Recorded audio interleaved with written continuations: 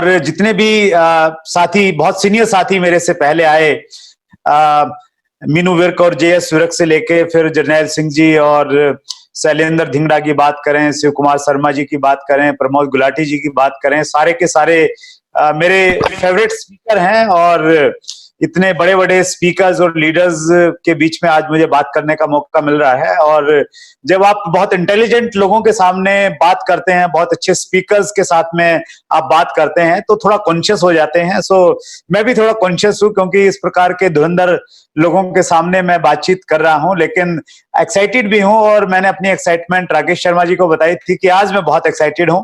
और उस एक्साइटमेंट की वजह यह है कि पहले हम लोग एक दिन में एक मीटिंग कर पाते थे, लेकिन आज ये मेरी तीसरी जूम मीटिंग है। पहले मॉर्निंग में 9:30 की जो मीटिंग थी उसमें साउथ इंडिया के लोगों से मैंने बातचीत की, और दोपहर में जो मीटिंग थी 2 बजे से, तो उसमें नॉर्थ इंडिया के बहुत सारे लोगों से बातचीत की। और अब मैं यहाँ पे देख रहा हूं कि चाहे सुल्तानपुर से डीके सिंह जी हैं, और या सुरेश यादव हैं उत्तर प्रदेश से, या फिर पंजाब के सारे साथी, सब लोग जाने पहचाने चेहरे हैं, उनको मैं देख रहा था। सो ये देखिए, कोविड-19 के बहुत सारे इफेक्ट हैं, पॉजिटिव भी हैं, नेगेटिव भी हैं। लेकिन मैं अगर ऑनेस्टली, अगर मैं एक पेपर पे लिस्ट बनाऊं और मैं ये देखूं कि कोविड-19 के नेगेटिव क्या क्या है और पॉजिटिव क्या है, तो नेगेटिव 1-2 चीजों के बाद में मेरी कलम जो है रुक जाती है। और जब मैं इसके पॉजिटिव इफेक्ट की बात देखूं तो मैं वो बहुत लंबी लिस्ट बनती चली जाती है। इतने ज्यादा इफेक्ट हैं कोविड-19 ने हम सब लोगों को। न केवल मात्र प्रकृति के माध्यम से एक संदेश हमें बहुत अच्छा मिला है, हमारा वायुमंडल बहुत अच्छा हो गया है, अपितु बिजनेस के पॉइंट ऑफ व्यू से बात करें और आरसीएम के डायरेक्ट सेलर के पॉइंट ऑफ व्यू से बातचीत करें, ये एक बहुत बड़ा अवसर है हमारे बीच में। हमारे पास में ऐसा कभी होता नहीं था कि हम एक दिन में 3 अलग अलग एरियाज में घूम लें। ज्यादा से ज्यादा हम मॉर्निंग में एक मीटिंग करते थे, फिर फ्लाइट लेके इवनिंग में एक मीटिंग कर सकते थे, लेकिन उसमें बहुत सारी एनर्जी लगती थी, बहुत सारा टाइम लगता था। लेकिन घर में बैठे बैठे अभी 5 मिनट पहले मैं वॉक करके आया और मैंने कोट पहना और मैं आपके सामने उपस्थित हो गया। सो ये एक बड़ा इफेक्ट है इस कोविड-19 का, और आप इसको पॉजिटिव एटीट्यूड के साथ में लीजिए। जिस प्रकार का आज का मीटिंग का मॉडल मुझे बताया गया राकेश शर्मा जी के द्वारा, वो ये है कि आज की मीटिंग में हमारे साथ में कुछ नए साथी भी जुड़े हैं और कुछ पुराने डिस्ट्रीब्यूटर हमारे साथ में हैं।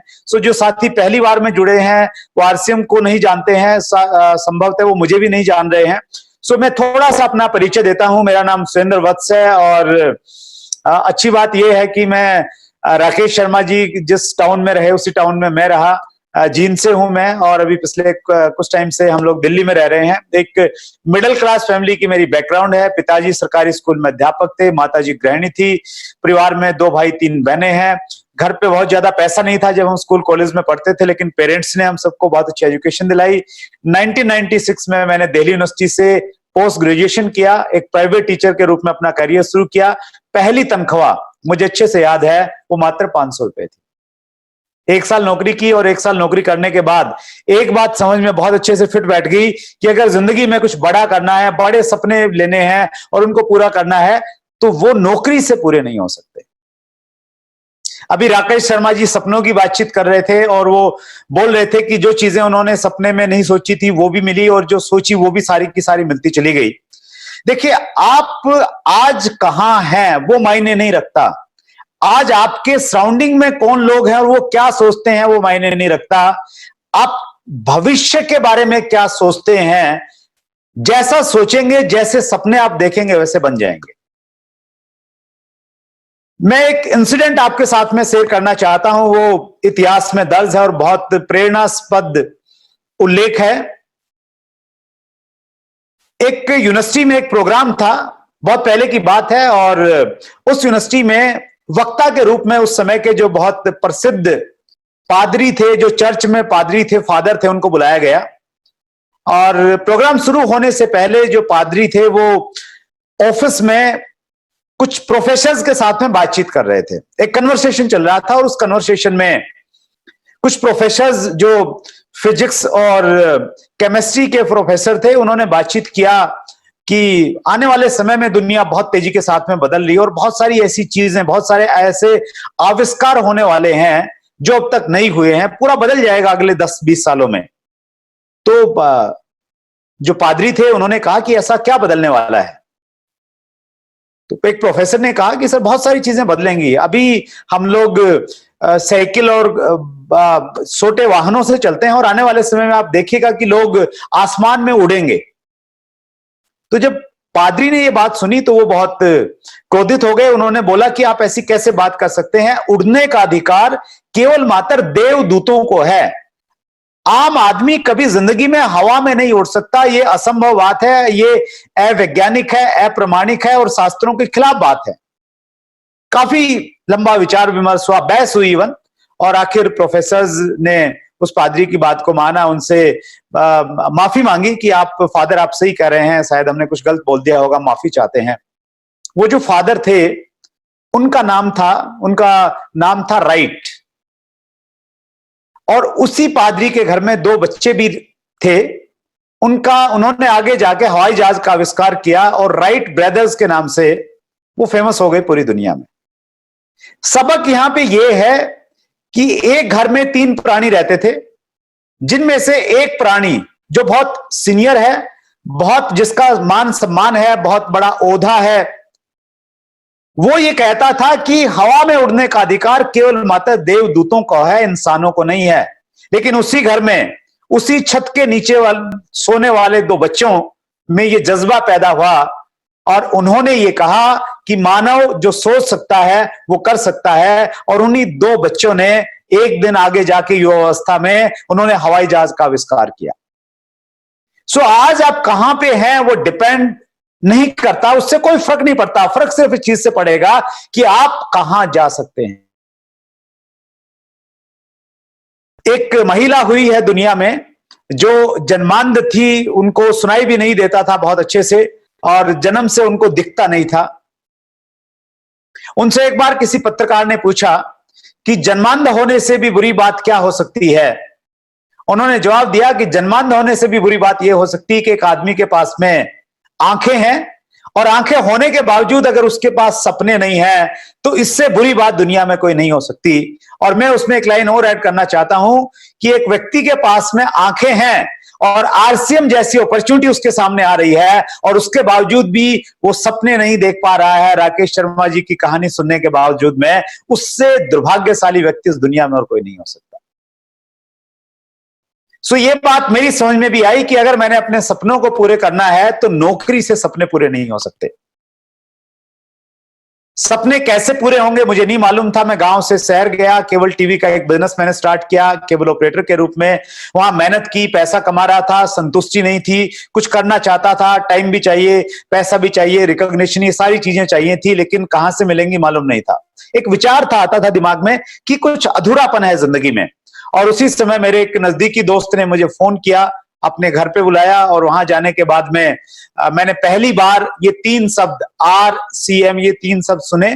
और वो होम मीटिंग थी जिसमें मैंने RCM का मार्केटिंग प्लान देखा, इस बिजनेस को ज्वाइन किया। कोई बहुत बड़े ड्रीम नहीं थे, बहुत सपने नहीं थे, दोस्त को मोबिलाइज करने के लिए केवल मात्र इस बिजनेस में आया था। लेकिन कुछ समय के बाद में इस प्रकार की एक मीटिंग में मुझे बुलाया गया, जैसे आज आप हैं, आपके लिए फैसिलिटी है जूम मीटिंग की, आप घर में ही बैठे बैठे इसको बगैर किसी पैसा खर्च किए, बगैर ज्यादा एनर्जी खर्च किए, बेड पे बैठ के, सोफे पे बैठ के, पंखा चलाते हुए और कुछ लोग वीडियो बंद करके कुछ खाते हुए, मतलब आप इसको एंजॉय कर रहे हैं इस मीटिंग को। तो हमारी मीटिंग उतनी एंजॉयफुल नहीं थी, लेकिन ऐसी ही एक मीटिंग में मैं गया और वहां जब मैंने वहां के मुख्य वक्ता को सुना और उसको सुनने के बाद में मुझे पहली बार ये लगा, मेरे दिमाग का एक बल्ब जो है वो जला और मुझे लगा कि ये बिजनेस आने वाले समय का एक बहुत बड़ा बिजनेस हो सकता है। और वो मीटिंग मेरी जिंदगी का टर्निंग पॉइंट बनी। मेरा अनुभव ये कहता है उसी प्रकार से आज की ये जो मीटिंग बहुत सारे लोगों की जिंदगी में टर्निंग पॉइंट बनेगी। जो लोग पहली बार हमारे बीच में हैं वो आज इस बिजनेस को ज्वाइन करेंगे, इसलिए ये 12 जुलाई 2020 की तारीख उनको हमेशा याद रहेगी। और कुछ पुराने साथी भी आज हैं, मैं देख रहा था, वो शायद उतना ज्यादा काम नहीं कर पा रहे हैं, लेकिन आज मैं कुछ ऐसी चीजें आपके साथ में साझा करूंगा कि आज के बाद आपकी स्पीड बढ़ जाएगी और आपकी गाड़ी अगर पहले दूसरे गियर में झटके खा के चल रही थी तो आज उसमें टॉप गियर डल जाएगा और ये स्पीड के साथ में दौड़ने लग जाएगी, ऐसी मैं उम्मीद करता हूं।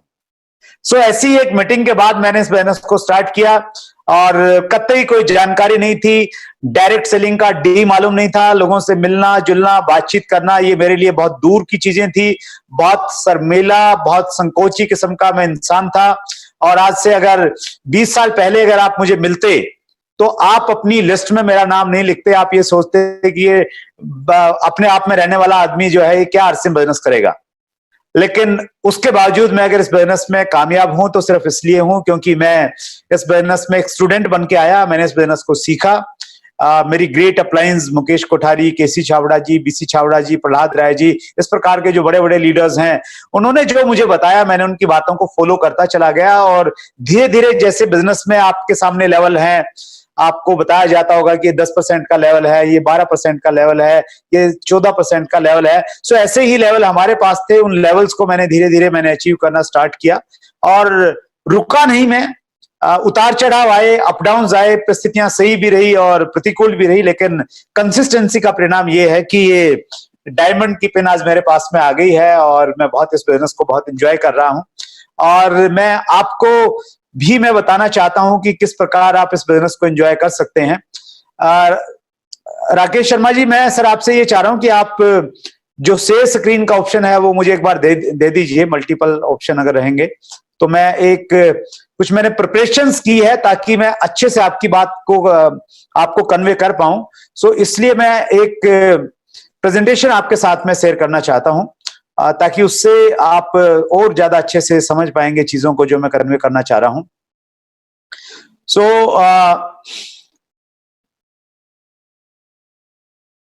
आरसीएम बिजनेस में कोई भी व्यक्ति जब ज्वाइन करता है तो उस व्यक्ति को हम लोग ये मानते हैं कि वो इस बिजनेस में बड़े मुकाम पे जा सकता है और इस बिजनेस का जो टॉप लेवल है डायमंड का, वो डायमंड के लेवल पे जा सकता है। सो मैं ये उम्मीद करता हूं कि आप इस बिजनेस में जो सबसे बड़ा लेवल है डायमंड का लेवल, उस लेवल पे आप भली बात आराम से आप आसानी से उस पे पहुंच सकते हैं। सो उसी रूप में मैं आपका स्वागत करना चाहता हूं और मैं आपको ये बताना चाहता हूं कि आरसीएम बिजनेस 21वीं सदी का सबसे बड़ा बिजनेस होने की अक्षमता रखता है।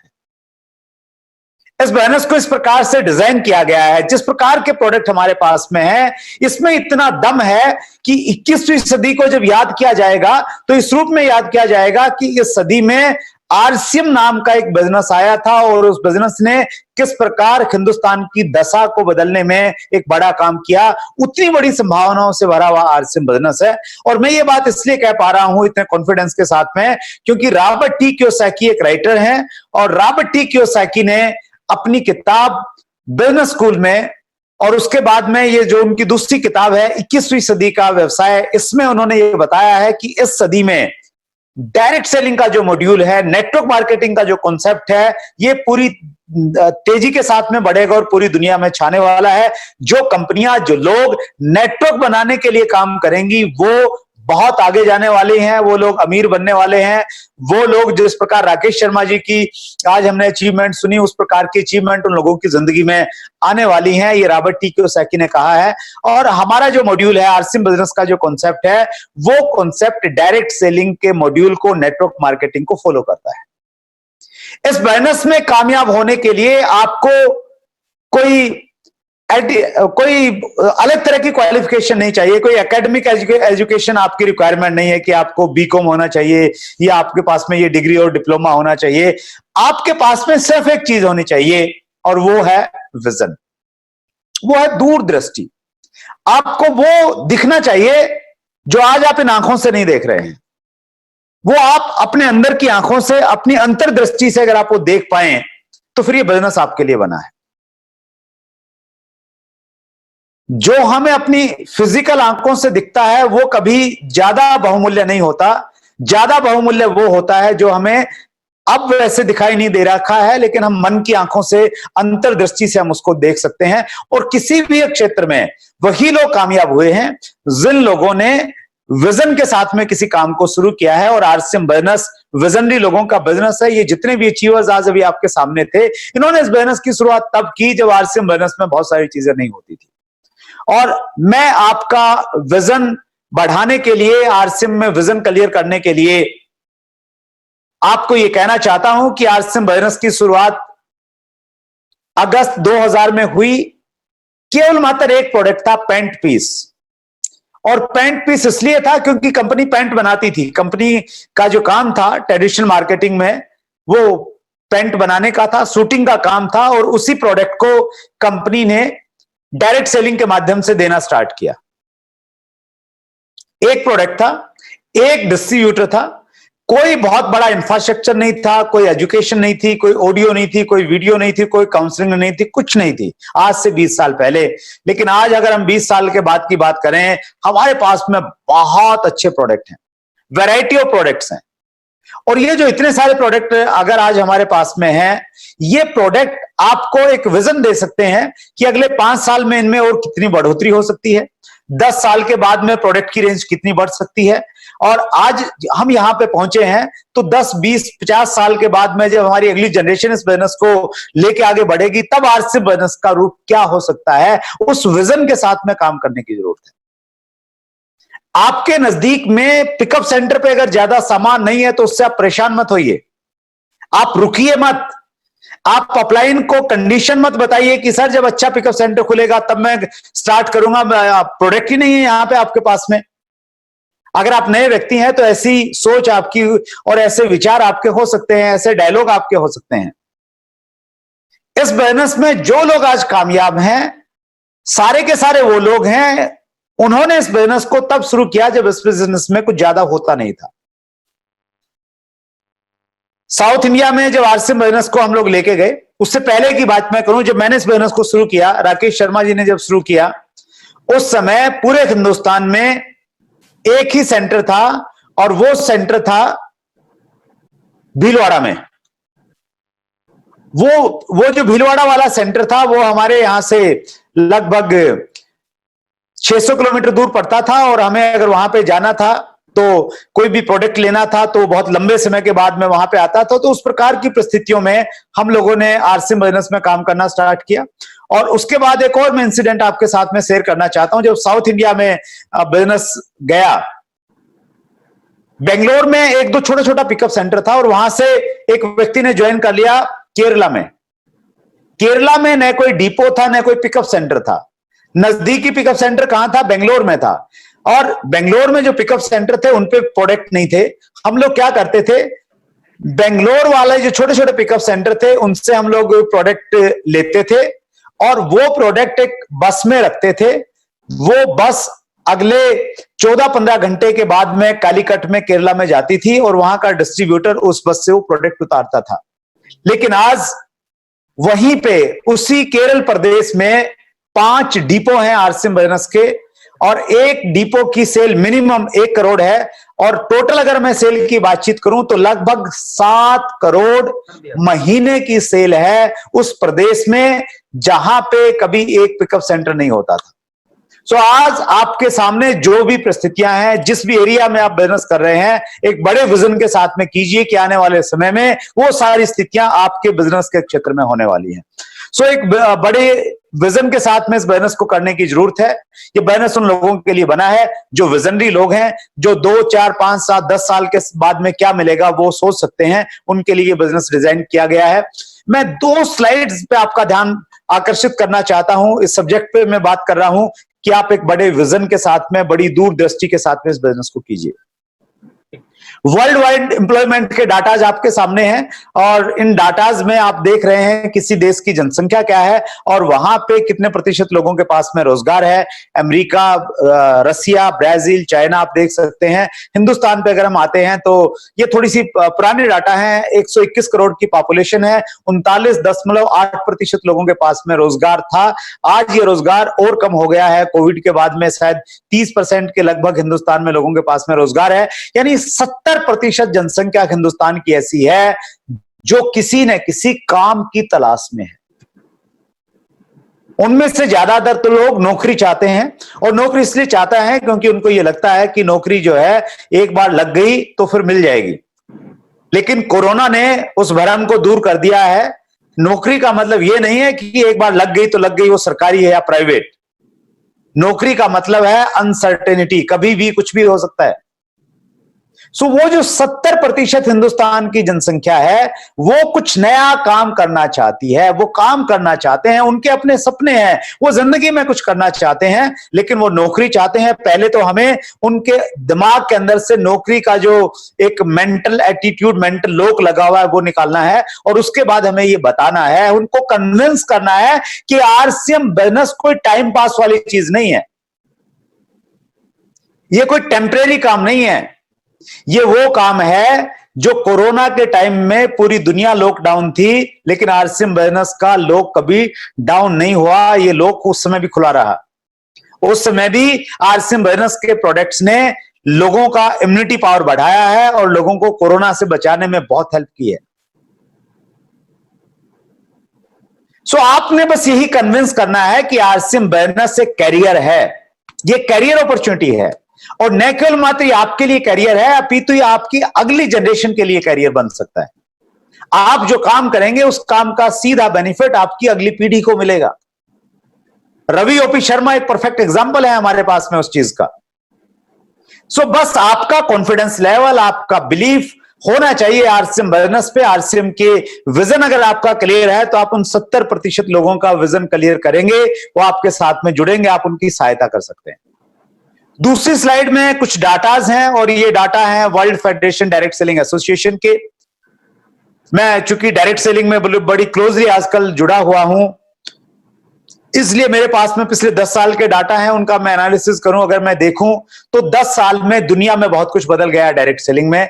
10 साल पहले जो छोटे देश थे, जिनका वॉल्यूम बहुत कम था, आज वो बड़ी तेजी के साथ में ऊपर आए हैं। चाइना उसका एक उदाहरण है हमारे सामने। सो अगर मैं डाटाज की बात करता हूं तो मैं ये पाता हूं कि डायरेक्ट सेलिंग का जो ग्लोबल टर्नओवर है, वो टर्नओवर कोई 1,89,641 बिलियन डॉलर का था 2017 में, और इस टर्नओवर में सबसे बड़ा हिस्सा अगर किसी देश का था तो वो अमेरिका का था। यूनाइटेड स्टेट्स सबसे लास्ट में आपको दिखाई देगा, और जिसका टर्नओवर था 34,900 मिलियन डॉलर।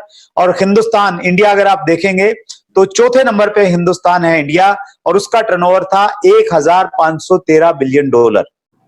अगर हम इसका कंपैरिजन करते हैं अमेरिका के साथ में, तो हम पाते हैं अमेरिका से हम 86 गुना पीछे हैं डायरेक्ट सेलिंग में। इसको एक प्रॉपर कैलकुलेशन के साथ में किया है पर पर्सन वॉल्यूम निकालने के बाद में।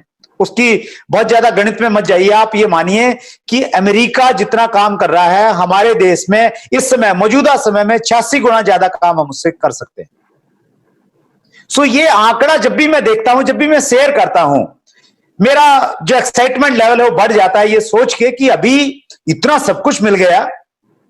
राकेश शर्मा जी 7 करोड़ के घर में अभी हैं, और जब 86 गुना बढ़ेगा उनका इनकम जो है वो 86 गुना ज्यादा हो जाएगा, और वो 7 करोड़ के घर में रह रहे हैं, और उसको अगर आप 80 से भी गुना करेंगे, वो कितने करोड़ के घर में रहेंगे, आपका इनकम लेवल कितना बढ़ जाएगा, आप सोच के देखिए एक बार।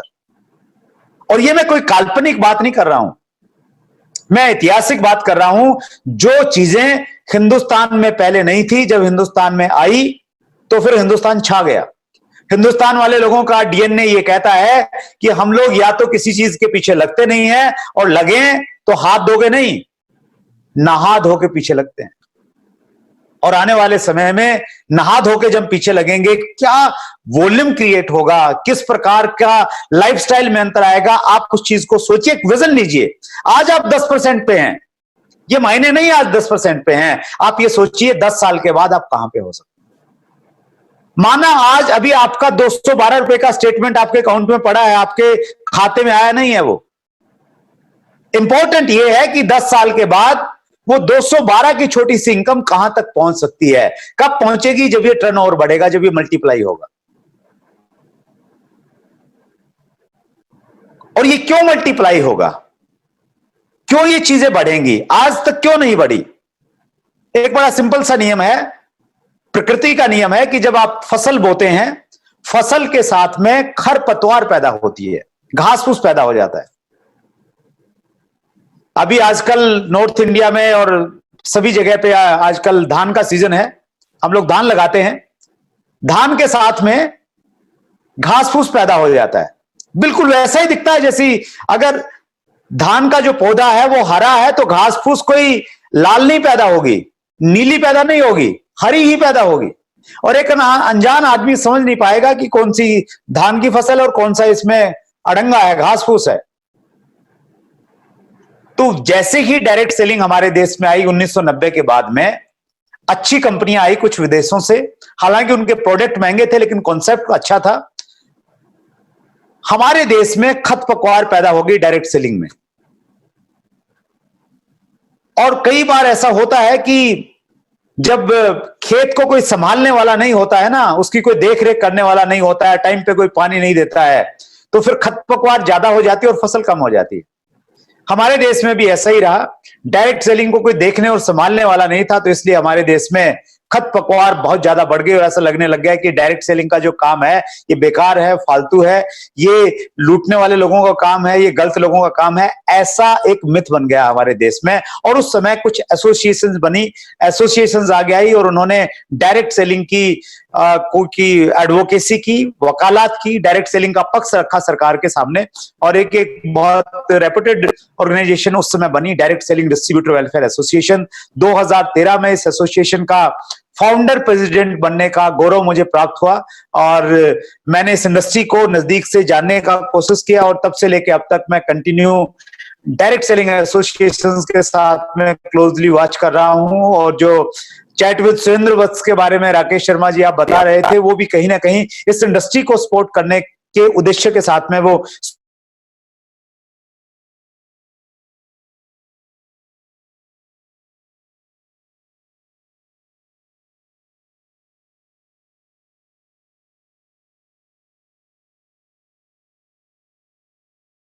पासवान जी के साथ में जो मिनिस्टर हैं कंज्यूमर अफेयर मिनिस्ट्री के, और उस मीटिंग के बाद में हिंदुस्तान गवर्नमेंट ने डायरेक्ट सेलिंग के ऊपर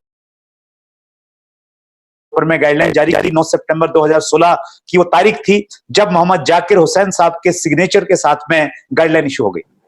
गाइडलाइन से कुछ चीजें अच्छी हुई, लेकिन उसके बावजूद भी कुछ चीजें ऐसी थी जिसमें सुधार की आवश्यकता थी। क्योंकि गाइडलाइन क्या है, गाइडलाइन सरकार ने एक दिशा निर्देश दे दिया कि भाई आप इनका पालन कीजिए, और कोई व्यक्ति अगर उसका पालन नहीं कर रहा है तो फिर उसको सजा कैसे मिले, उसका प्रावधान क्या हो, उसके लिए कोई अलग से कानून नहीं है। जो पुराने कानून है वो बहुत लंबा प्रोसेस है।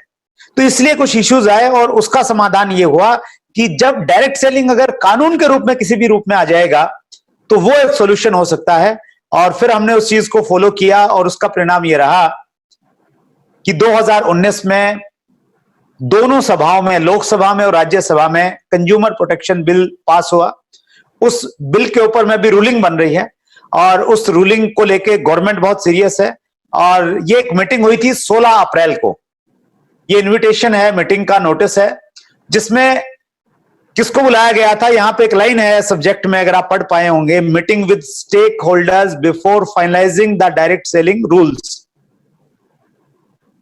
कुछ एसोसिएशंस के लोगों को बुलाया गया और लकीली मैं भी इस मीटिंग का पार्ट था, जो एक वीडियो कॉल थी। पूरा लॉकडाउन था उस समय की मीटिंग थी 16 अप्रैल को, और उसमें बहुत डिटेल में बातचीत की कि डायरेक्ट सेलिंग पे क्या रूलिंग बनना चाहिए, सरकार का पक्ष क्या है, एसोसिएशन का पक्ष क्या है, और बहुत गंभीरता के साथ में बहुत कड़े नियम आने वाले हैं रूलिंग में। वो नियम आएंगे कि जो कंपनियां जिस भी रूप में आए, बहरूपिया जैसे रूप बदल के आता है ना, बहुत सारी कंपनियां बहरूपिये के रूप में प्रोडक्ट को छुपा के महंगे प्रोडक्ट लेके आए, जो भी तरीके वो इस्तेमाल करते हैं वो सारे के सारे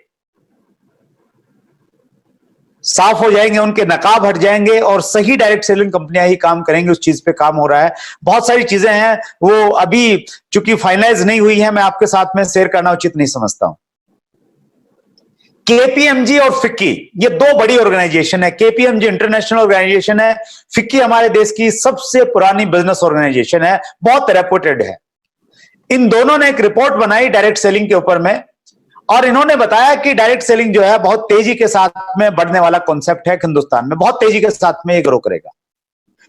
सो ये जितनी भी रिपोर्ट्स हैं, गाइडलाइंस हैं, कंज्यूमर प्रोटेक्शन बिल 2019 है, ये सारी की सारी ये कह रही हैं कि ये समय डायरेक्ट सेलिंग के लिए स्वर्णिम काल के रूप में आ रहा है। और अब इन बदली हुई परिस्थितियों में आरसीएम बिजनेस एक बहुत बड़ी अपॉर्चुनिटी बन के आपके सामने उपस्थित हुआ है, और इस अपॉर्चुनिटी को आप ग्रैब कर लीजिए, इसे मजबूती के साथ में पकड़ लीजिए।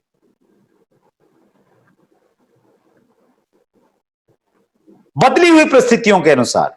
आप अगर आरसीएम बर्नस को पिछले 15 सालों से अगर जानते हैं तो आप जानते हैं इसको अच्छे से पहचानते नहीं है, इसको अच्छे से पहचानिए। ये 15 साल पहले वाला आरसीएम नहीं है। बहुत बड़ी अपॉर्चुनिटी हमारे सामने है। इसको आप अगर पुराने चश्मे के साथ में देखेंगे, 15 साल पुराने में देखेंगे तो आपसे गलती हो जाएगी और आपसे चूक हो जाएगी। आप आरसीएम बर्नस को मौजूदा परिप्रेक्ष्य में देखिए, गाइडलाइन के संदर्भ में देखिए, कानून आ रहा है उसके संदर्भ में देखिए, और मैं कुछ चीजें आपको अपने चश्मे से दिखाने का प्रयास करूंगा। लेकिन उससे पहले एक मेरा कंफ्यूजन है, वो कंफ्यूजन मैं आपके साथ में शेयर करना चाहता हूं। इस समय केपीएमजी फिक्की की रिपोर्ट ये कह रही है कि डायरेक्ट सेलिंग का बहुत अच्छा भविष्य होने वाला है। रामविलास पासवान जी की आप स्पीच सुन लीजिए यूट्यूब पे, जो मिनिस्टर हैं वो कह रहे हैं कि डायरेक्ट सेलिंग से बढ़िया ग्राहक के लिए कोई दूसरी चीज नहीं हो सकती है। अनुराग ठाकुर जो राज्य वित्त सचिव हैं भारत सरकार के, उनका वीडियो पिछले दिनों आया, उन्होंने डायरेक्ट सेलिंग की अपॉर्चुनिटी के बारे में बताया। चैट विद सुरेंद्र वत्स पे बड़े बड़े ऑफिसर, बड़े बड़े लीडर्स आके आपको हर मंगलवार को रात 8 बजे बताते हैं कि भैया ये कितना बड़ा पोटेंशियल वाला काम है आपके पास में। उसके बावजूद भी कुछ लोगों को समझ में नहीं आ रहा है। शायद या तो वो ये सोच रहे हैं कि प्रधानमंत्री नरेंद्र मोदी उनके नाम से एक पत्र उनको लिखेंगे और वो कहेंगे कि भैया अच्छे दिन अगर लाने हैं तो ये आरसीएम के माध्यम से ही आएंगे, और किसी भलोखे में मत रहना। आरसीएम को ज्वाइन करो, अच्छे से काम करो, लोगों की सहायता करो, अच्छे दिन आ जाएंगे। तो या तो लोग उम्मीद कर रहे हैं कि प्रधानमंत्री मोदी कभी उनको लेटर लिखेंगे, या कुछ लोग ये सोच रहे हैं कि भगवान सपने में आएंगे और पकड़ के उनको हिलाएंगे जबरदस्त तरीके से और कहेंगे कि भैया उठ जाओ, अगर अब नहीं उठे, अब नहीं जागे तो बहुत पीछे रह जाओगे, चंदूलाल बहुत आगे निकल जाएगा तुम्हारा पड़ोसी। मैं बहुत कंफ्यूज हूं कि लोगों को समझ में क्यों नहीं आता लोगों की। आप बहुत सारे लोगों को जानते हैं जो लोग रोडपति थे वो करोड़पति बन गए हैं। साइकिल पे चलने वाले लोग आज लग्जरी गाड़ियों में घूम रहे हैं। राकेश शर्मा जी ने अपनी कहानी बताई आपको, और ऐसी एक दो कहानियां नहीं है, ऐसी सैकड़ों कहानियां हैं। उसके बावजूद भी लोगों को आरसीएम समझ में नहीं आ रहा है। उसके बावजूद भी जो लोग काम कर रहे हैं वो डिमोटिवेट हो जाते हैं। उनको जरूरत है कि अपलाइन आएगा, फोन करेगा, उनको मोटिवेट करेगा, फिर उनमें हलचल पैदा होगी, फिर वो काम करेंगे। तो मैं ऐसे लोगों पे आजकल अध्ययन कर रहा हूं, रिसर्च कर रहा हूं, और ऐसे लोग कुछ आपको दिखें तो मुझे जरूर उनका नंबर दीजिए।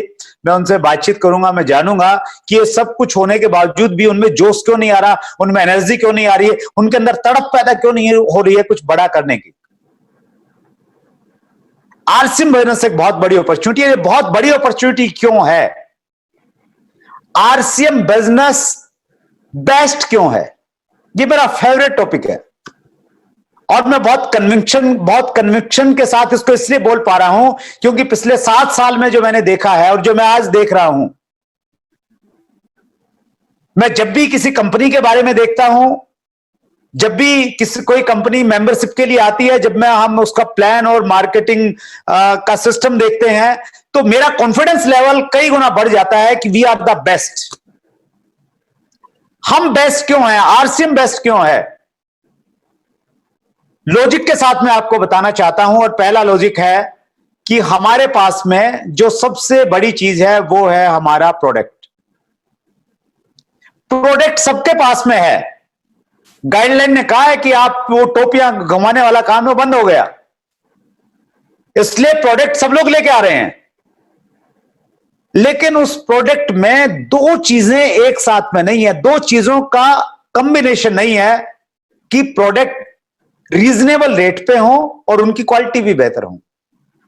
डायरेक्ट सेलिंग में या तो आपको प्रोडक्ट के नाम पे आपकी जेब को काटा जा रहा है, इतने महंगे प्रोडक्ट दिए जा रहे हैं जिनको खरीदने के लिए बैंक लोन लेना पड़ता है कुछ लोगों को, या फिर सस्ते के नाम पे आपको कूड़ा करकट कचरा दिया जा रहा है। आरसीएम बिजनेस के प्रोडक्ट की खूबी है कि इन प्रोडक्ट्स के रेट लोकल मार्केट वाले हैं, लेकिन इनकी क्वालिटी इंटरनेशनल लेवल की है। दो चीजों का कॉम्बिनेशन, अद्भुत कॉम्बिनेशन है। और केवल मात्र एक प्रोडक्ट के रेट और क्वालिटी की बात नहीं कर रहा हूं मैं, कोई भी प्रोडक्ट, कोई भी आप कैटेगरी उठा लीजिए, आप न्यूट्रीचार्ज के प्रोडक्ट उठा लीजिए, आप गुड डॉट के प्रोडक्ट उठा लीजिए, आप एफएमसीजी को उठा लीजिए, आप एग्रीकल्चर प्रोडक्ट को उठा लीजिए, आप प्लास्टिक प्रोडक्ट को उठा लीजिए, आप टेक्सटाइल को उठा लीजिए, आप अगरबत्ती का कंपैरिजन कर लीजिए। सो ये जो कॉम्बिनेशन है दो चीजों का, रीजनेबल रेट और क्वालिटी प्रोडक्ट्स, हिंदुस्तान की किसी डायरेक्ट सेलिंग कंपनी के पास में नहीं। और ये क्यों है, और हम क्यों कह रहे हैं कि शायद आगे होगा नहीं? इसलिए नहीं होगा क्योंकि इसके पीछे आरसीएम का एक बहुत बड़ा इंफ्रास्ट्रक्चर है। कंपनी के अपने मैन्युफैक्चरिंग प्लांट्स हैं, वोन प्रोडक्शन। पिछले दिनों कोर के जितने भी साथी थे, हम रुड़की में गए, वहां हमने प्लांट देखा, बहुत बड़ा प्लांट आरसीएम का, जहां पे ऑटोमेटिक मशीनों के द्वारा 50 से ज्यादा प्रोडक्ट बनते हैं। जो आश्चर्यचकित करने देने वाली बात थी, जो मेरे कॉन्फिडेंस को जिसने बनाया, और 19 साल के बाद में पहली बार मैंने ये जाना, और वो सूचना आपको गर्व महसूस करवाएगी आरसीएम का डायरेक्ट सेलर बनने की वजह से। वहां जानने के बाद हमें मालूम चला कि जो एफएमसीजी प्रोडक्ट के अंदर में जो रॉ मटेरियल यूज होता है, स्पेशली साबुन के अंदर में, उस रॉ मटेरियल का नाम होता है नूडल्स। आपकी साबुन की क्वालिटी कैसी होगी वो इस चीज पे डिपेंड करता है कि आपने नूडल्स किस प्रकार का उसमें इस्तेमाल किया है। आरसीएम बिजनेस न केवल मात्र एफएमसीजी प्रोडक्ट बना रहा है रुड़की में, आरसीएम बिजनेस का नूडल्स बनाने का, रॉ मटेरियल बनाने का एक बहुत बड़ा प्लांट है। बड़े बड़े बॉयलर लगे हुए हैं। हिंदुस्तान में कोई कंपनी आप ढूंढिए, दूरबीन लगा के ढूंढिए, क्या कोई ऐसी कंपनी है जो अपना रॉ मटेरियल भी खुद बनाती है, फिर उस रॉ मटेरियल से प्रोडक्ट भी खुद बनाती है, और पूरा क्वालिटी कंट्रोल उसके पास में है, और फिर एक्सक्लूसिवली अपने डायरेक्ट सेलर को दे रही है? इस इंफ्रास्ट्रक्चर की वजह से हमारे पास में इस प्रकार के प्रोडक्ट हैं, और इंफ्रास्ट्रक्चर में हमारे डिपोज हैं, हमारे पिकअप सेंटर्स हैं, ये सारी की सारी चीजें, ये जो इतना मजबूत ढांचा है, ये ढांचा तय करेगा कि जो 86 टाइम बिजनेस ज्यादा बढ़ने वाला है, जो हजारों करोड़ की इंडस्ट्री होने वाली है, उसको कौन लीड करेगा? वही कंपनियां तो लीड करेंगी जिसके पास में इंफ्रास्ट्रक्चर है। आपको जब वॉल्यूम ज्यादा चाहिए, आपके पास में प्रोडक्ट नहीं है, आपके पास में क्वालिटी नहीं है, आपके पास में सिस्टम नहीं है, डिपो नहीं है, पीयूसी नहीं है, मेन पावर नहीं है, आप कैसे उसको बढ़ाएंगे? आप वो सारी की सारी चीजें जो आने वाले समय में चाहिए, वो आरसीएम बिजनेस के पास में है। और ये इतना बड़ा इंफ्रास्ट्रक्चर क्यों है सर? इतना बड़ा इंफ्रास्ट्रक्चर इसलिए है क्योंकि हमारे पास में विजनरी फाउंडर है, managing director of RCM TC Chhawra. ज्यादातर कंपनियां पैसा कमाती हैं और उस पैसे को किसी दूसरी इंडस्ट्री में लगा देती हैं, और फिर तीसरी इंडस्ट्री में लगा के चौथी इंडस्ट्री में पतली गली से बाहर हो जाती हैं। आरसीएम बिजनेस ने अगर पैसा कमाया है तो वो पैसा आरसीएम के डिस्ट्रीब्यूटर की सुविधाओं के लिए लगाया है। रुड़की में बहुत बेहतरीन प्लांट बन गया जिसके माध्यम से प्रोडक्ट मिलता है, और आरसीएम के डिस्ट्रीब्यूटर को कम रेट में इंटरनेशनल क्वालिटी का प्रोडक्ट मिलता है। उस पैसे का सदुपयोग होकर एक लेटेस्ट प्लांट आसाम में लग गया जहां पे और बेहतरीन क्वालिटी के प्रोडक्ट मिलेंगे।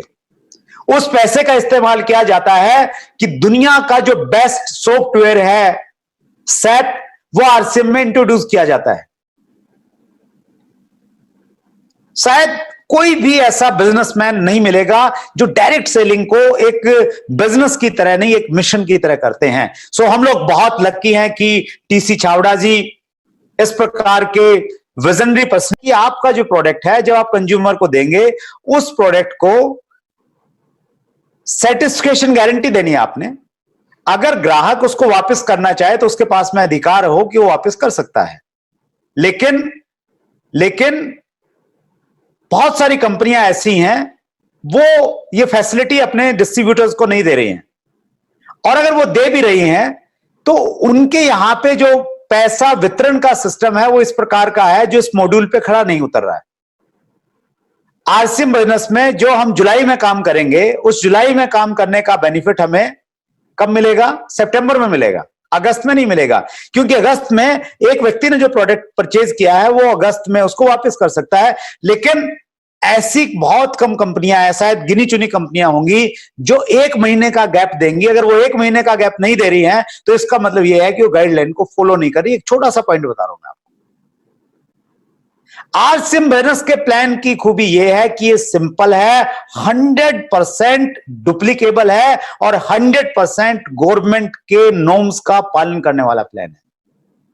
आरसीएम प्लान की दूसरी खूबी यह है कि यह आपको अधिकार देता है, यह आपको राइट देता है कि अगर आप चाहें, आज आप ज्वाइन करने के बाद में आप इस बिजनेस के, आप आज इस बिजनेस को ज्वाइन करने के बाद में आपके जितने भी अपलाइन हैं उन सब अपलाइनों को पीछे छोड़ के आप उनसे आगे जा सकते हैं। यह मार्केटिंग प्लान की ताकत है, आपको अधिकार देता है। ऐसा नहीं कि जो पहले आगे वो ऊपर ही ऊपर रहेंगे। सो एक आम आदमी को राइट देने वाला प्लान है। और इस प्लान की खूबी एक और है, आप अगर तेजी से पैसा कमाना चाहते हैं, आप अपलाइन की सहायता से मल्टीपल लेग्स पे काम कीजिए। आप सिक्योरिटी में ज्यादा विश्वास रखते हैं, आप 2 लेग का जो प्लान है उस पे प्लान कीजिए। लिबर्टी आपके पास में है पूरी, आपने तय करना है कि आपने कैसे करना है और आपकी अपलाइन ने तय करना है कि आप कैसे कर सकते हैं। और छठी जो हमारी विशेषता है वो विशेषता ये है,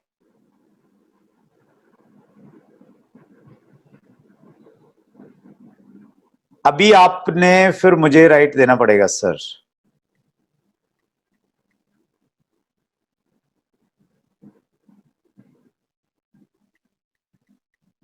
मैं आपको वापस वॉच देता हूं सर, प्लीज। अच्छा ठीक है।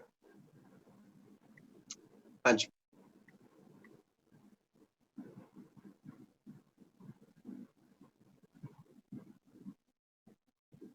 Right, thank you very much Vivek ji. जी। छठा और जो बहुत महत्वपूर्ण पॉइंट है जो हमें दूसरी कंपनियों से बेहतर बनाता है वो है एक dedicated education system, unique education system. Hindustan में पहली बात तो कंपनियों के पास में एजुकेशन का अपना कोई पैटर्न नहीं है। अगर कुछ कंपनियां हैं, पुरानी कंपनियां अगर कुछ हैं, तो उनके पास में अलग अलग तरह के एजुकेशन सिस्टम है। जैसे ही नेटवर्क बनता है लोग अपना एजुकेशन सिस्टम बनाते हैं। एक जगह एक सिस्टम के लोग दूसरे सिस्टम को जाते नहीं है, कोऑपरेट नहीं करते हैं, टांग खिंचाई रहती है, बहुत सारी चीजें रहती हैं। लेकिन आरसीएम इतनी बड़ी कंपनी होने के बावजूद, सबसे हिंदुस्तान के सबसे बड़े डिस्ट्रीब्यूटर्स को लीड करने वाली कंपनी होने के बावजूद, इतने सारे सीनियर लीडर्स होने के बावजूद, सारी लीडरशिप यूनिक एजुकेशन सिस्टम के साथ में है, एक मुट्ठी की तरह मिलकर काम कर रही है। ये एक अनोखी चीज, अद्भुत चीज है ये। और इसी एजुकेशन सिस्टम की वजह से आज हमारा काम करना और आसान हो गया और आगे और आसान होने वाला है। Unique education system senior leaders के द्वारा चलाया जाता है। यूनिक एजुकेशन सिस्टम इस प्रकार से अपना सिलेबस डिजाइन कर रहा है कि एक व्यक्ति वो हिंदुस्तान के किसी भी कोने में रहे, उसको एक तरह की एजुकेशन मिले, उसको पूरा सपोर्ट मिले। उसकी अपलाइन उसकी देखभाल नहीं करती है तो कोई बात नहीं, एजुकेशन सिस्टम उसको देखभाल करने का काम करेगा। तो ये एक बड़े विजन के साथ में आपने काम करना है। सो ये 6 चीजें चीख चीख के और चिल्ला चिल्ला के ये कहती हैं, नॉर्थ और साउथ, ईस्ट और west, RCM is the best. RCM is the best, we are the best, with logic we are the best।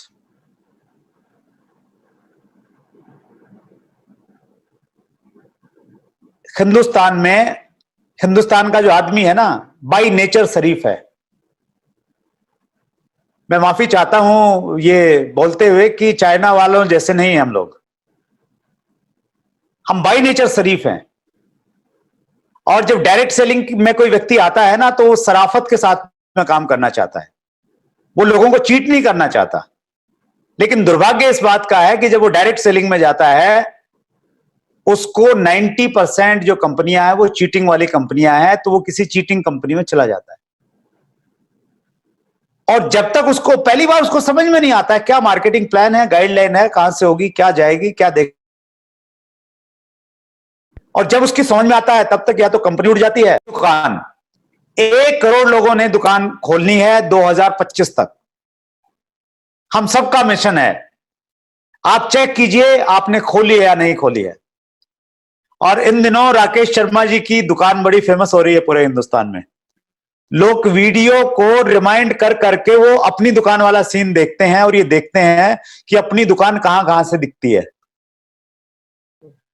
तो अभी आपके पास में अगर वो ऐसा घर नहीं है लेकिन अपनी दुकान खुलेगी तो वैसा घर बन जाएगा, क्योंकि ये डुप्लीकेशन का बिजनेस है। जिन कदमों पे राकेश शर्मा जी चले हैं, अगर आप उन कदमों पे कदम मिला के चलेंगे तो पड़ोस में फिर सपना चौधरी नहीं होंगी, आप पहुंच जाएंगे। बस स्टेप्स को फॉलो करना पड़ेगा। दूसरा काम आपने ये करना है सर, अपने सपनों की और अपने प्रोस्पेक्ट्स की लिस्ट बनानी है। बड़े सपने, आप कहां रहते हैं इससे कोई फर्क नहीं पड़ता सर।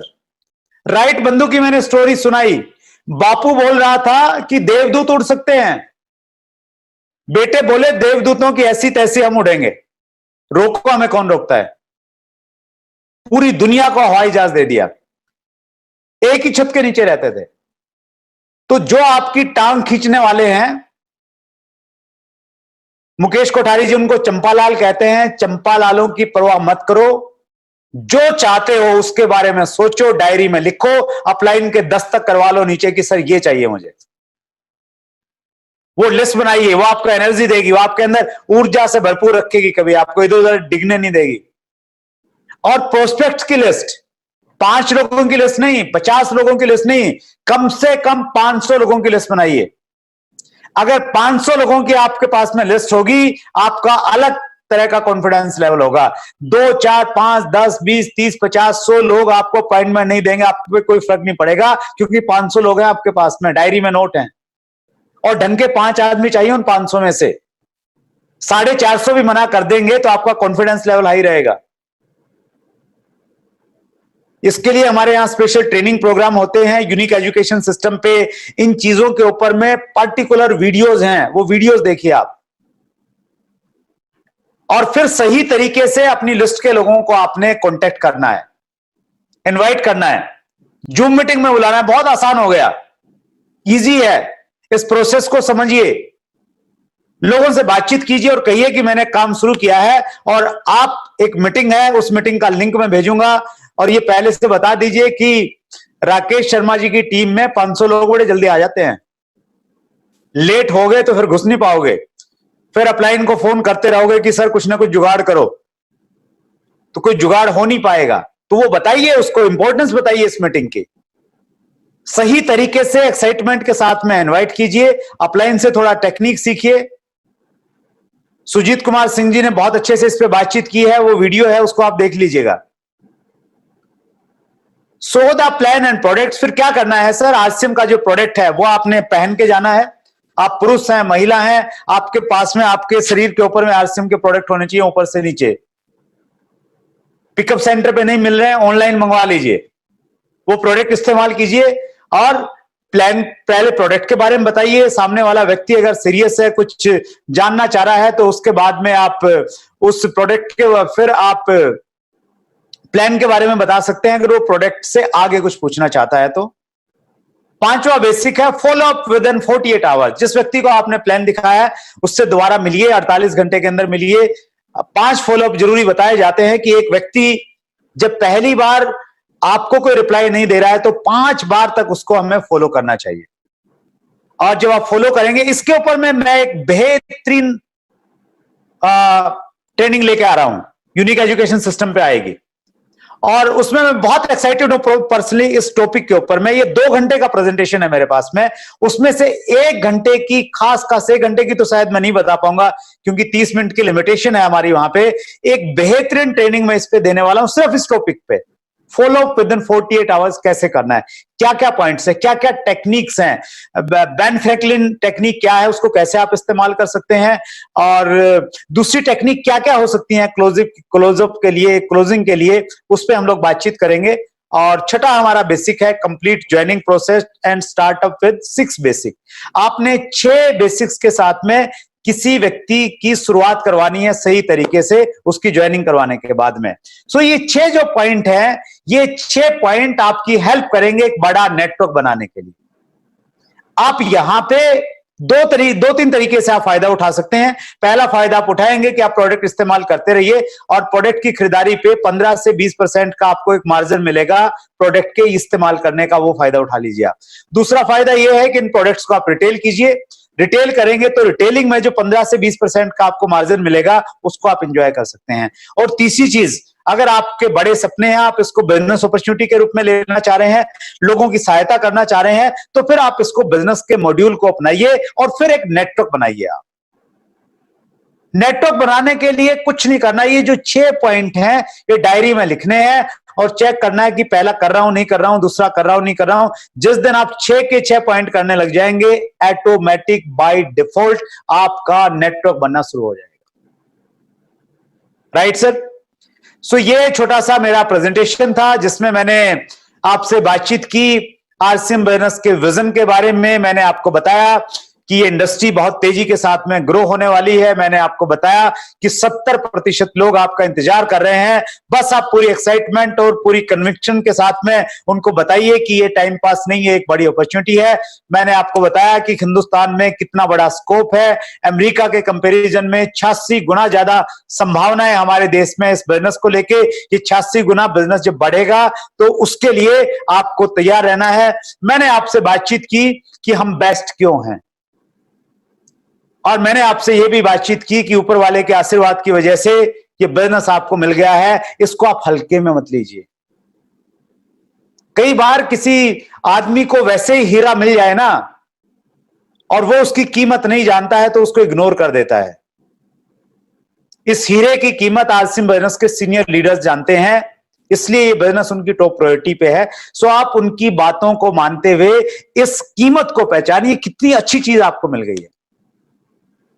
उस अच्छी चीज के साथ में आगे बढ़िए, और बढ़ने के लिए मैंने सिर्फ छोटी छोटी चीजें आपको बताई। मैंने बताया कि 6 बेसिक्स हैं, यहाँ पे 6 ऐसे बिंदु हैं जिन पे चल के बड़े बड़े अचीवर्स बने हैं, उन्हीं कामों को करके बड़े बड़े नेटवर्क बने हैं। आप उसको करते रहिए। और मैं लास्ट में आप सबका बहुत आभारी हूं और धन्यवाद करता हूं राकेश शर्मा जी और पूरी टीम का कि उन्होंने मौका दिया मुझे इतने ज्यादा उत्साहित लोगों के साथ में बातचीत करने के लिए, इतने सारे बड़े बड़े लीडर से बातचीत करने के लिए। एक बार फिर आप सबका बहुत बहुत धन्यवाद। Thank you very much. विक्र जी ने बहुत अच्छे तरीके से संचालन किया, और विक्र जी जो है वो नेशनल लेवल के मास्टर ऑफ सेरेमनी है, बहुत अच्छे स्पीकर हैं और एक से एक धुरंधर लोग यहाँ पे हैं। मैं प्रमोद गुलाटी जी को जब देखता हूं तो इतनी रिक्वेस्ट और इतनी डिमांड आती है मेरे पास में कि सर प्रमोद गुलाटी की एक मीटिंग दिला दो, फिर देखना मेरी रॉयल्टी आ जाएगी, मेरा टेक्निकल आ जाएगा। शैलेंद्र धिंगड़ा जी का जो जुनून है बिजनेस को लेके, उनका जो हार्ड वर्क है, वो कमिटमेंट है, वो काबिले तारीफ है। और शिव कुमार शर्मा जी की जो सिंपलिसिटी है वो हम सबको मोटिवेट करती है। राकेश अरोड़ा जी एक जुनूनी आदमी है इस टीम में। सो एक टीम में जो सारी चीजें होनी चाहिए ना, कि वो सारी चीजें हैं यहाँ पे। एक अच्छा बॉलर होना चाहिए, बैट्समैन होना चाहिए, कैप्टन होना चाहिए, ऑलराउंडर होना चाहिए, सब कुछ यहाँ पे है। बस आपने इस टीम का हिस्सा बन के गर्व महसूस करना है और बस टीम के साथ में लगे रहना है। Thank you so much. Thank you sir, thank you. और मैं किन शब्दों से आपका धन्यवाद करूं। आज आपने गागर में सागर भर दिया। एक छोटे से टाइम में जो सीखने को मिला है, जो बातें आपने इस टीम वो बातें इस टीम को बहुत आगे लेके जाएंगी। और मैं दिल से सर अगेन आपका बहुत बहुत धन्यवाद करता हूं। और अगेन मैं एक चीज रिपीट कर रहा हूं सर, एक ऐसा चैनल है जो जिंदगी को बदल सकता है, चैट विद सुरेंद्र वत्स। अगर उस चैनल को आपने सब्सक्राइब नहीं किया है, सब्सक्राइब कीजिए। और सारे के सारे एपिसोड वो पहले से लेके और आज 76 एपिसोड तक आ चुके हैं, सारे उस चैनल के ऊपर अवेलेबल है। आप पहले एपिसोड से देखना स्टार्ट कीजिए और आपको मिलेगा एक नई चीज उस चैनल के ऊपर में, और बहुत मोटिवेशन, बहुत बड़ी एजुकेशन मिलेगा। जितने भी इस इंडस्ट्री के सक्सेसफुल लोग हैं सभी को सुनने का मौका मिलेगा। और लास्ट में सर एक ही चीज कहूंगा कि कुछ चीजें हैं हमें दिखाई नहीं देती, और जब हमें दिखाई नहीं देती तो हमें एक काम करना चाहिए, एक ऐसे व्यक्ति को फॉलो करना चाहिए जिस व्यक्ति को वो चीज दिखाई दे रही हो। हम धुंध में गाड़ी चलाते हैं और जब धुंध में हमें कुछ दिखाई नहीं देता तो हम एक ऐसी गाड़ी को फॉलो करने लग जाते हैं जो गाड़ी हमारे से तेज स्पीड से चल रही हो। हमें ये नहीं पता होता उस गाड़ी को कौन चला रहा है, हमें ये नहीं पता होता उसके ड्राइवर को गाड़ी चलानी आती नहीं आती, हमें ये नहीं पता होता उसके पास लाइसेंस है नहीं है, लेकिन फिर भी हम उसको फॉलो करते हैं और विश्वास होता है और उस विश्वास के सहारे हम मंजिल के ऊपर पहुंच जाते हैं। तो यहाँ पे जो आपके ड्राइवर है, जो आपके बिजनेस को चला रहे हैं, उनके पास एक बहुत बड़ा विजन है, इस बिजनेस का बहुत बड़ा फ्यूचर है। और सबसे बड़ी चीज हमारे पास में सुरेंद्र वत्स जी जैसे डायमंड लीडर हैं, इनको हम फॉलो करेंगे, बहुत आगे जा सकते हैं। जितने भी साथी हमारे साथ जुड़े हुए हैं, जो लीडर हमारे साथ जुड़े हुए हैं, आप सबका बहुत बहुत धन्यवाद। और मैं अगेन वत्स साहब का थैंक्स करना चाहूंगा और 2 लाइनों के साथ आज की इस मीटिंग का समापन करेंगे कि अभी तो जिंदगी का असली इम्तिहान बाकी है, अभी तो बनानी अपनी पहचान बाकी है, अभी तो लांगी है मुट्ठी भर जमीन, अभी लांगना पूरा आसमान बाकी है। Thank you very much. जय आरसीएम। जय RCM sir. Thank you sir. Thank you. Thank you so much.